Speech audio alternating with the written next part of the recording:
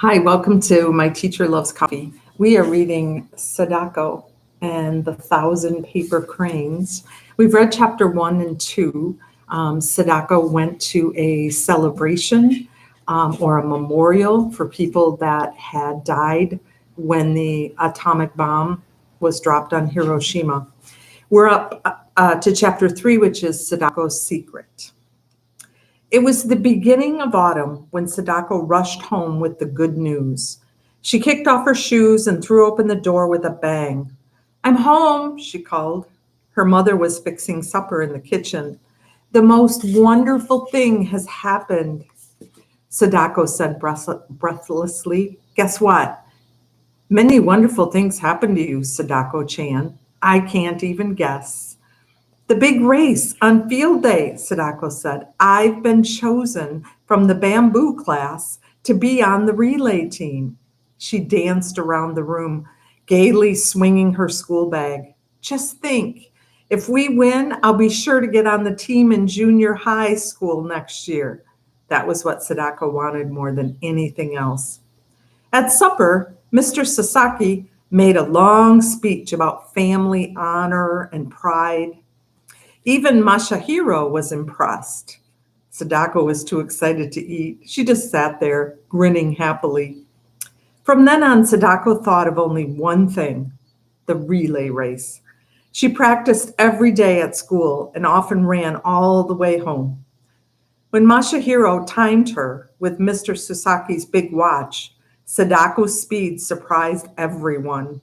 "Maybe," she dreamed, "I will be the best runner in the whole school."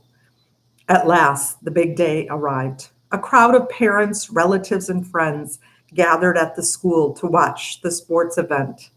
Sadako was so nervous. She was afraid her legs wouldn't work at all. Members of the other team suddenly looked taller and stronger than her teammates. When Sadako told her mother how she felt, Mrs. Sasaki said, "Sadako-chan, it is natural to be a little bit afraid, but don't worry. When you get out there, you will run as fast as you can." Then it was time for the relay race. "Just do your best," Mr. Sasaki said, giving Sadako's hand a squeeze. "We'll be proud of you." The kind words from her parents made the knot in Sadako's stomach loosen. "They love me, no matter what," she thought. At the signal to start, Sadako forgot everything but the race.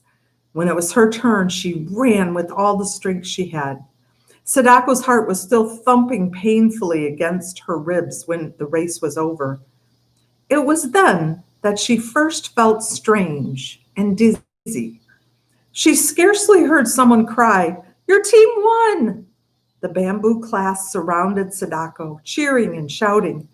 She shook her head a few times, and the dizziness went away. All winter, Sadako tried to improve her running speed. To qualify for the racing team in junior high, you would have to practice every day.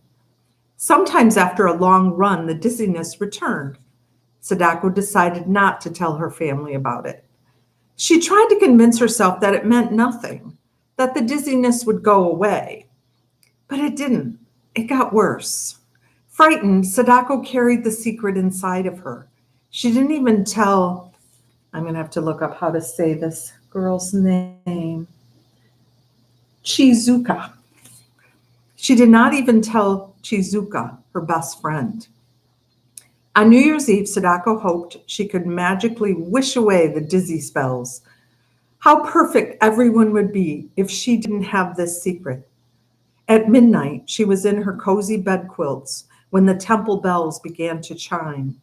They were ringing out all the evils of the old year so that the new one would have a fine beginning. With each ring, Sadako drowsily made her special wish. The next morning, the Sasaki family joined crowds of people as they visited their shrines. Mrs. Sasaki looked beautiful in her best flowered silk kimono. "As soon as we can afford it, I'll buy a kimono for you," she promised Sadako. "A girl your age should have one." Sadako thanked her mother politely, but she didn't care about a kimono. She only cared about racing with the team in junior high. Amidst throngs of happy people, Sadako forgot her secret for a while. She let the bright joy of the season wash her worries away. At the end of the day, she raced Masahiro home and won easily. Above the door were the good luck symbols Mrs. Sasaki had put there to protect them during the new year. With a beginning like this, how could anything bad happen?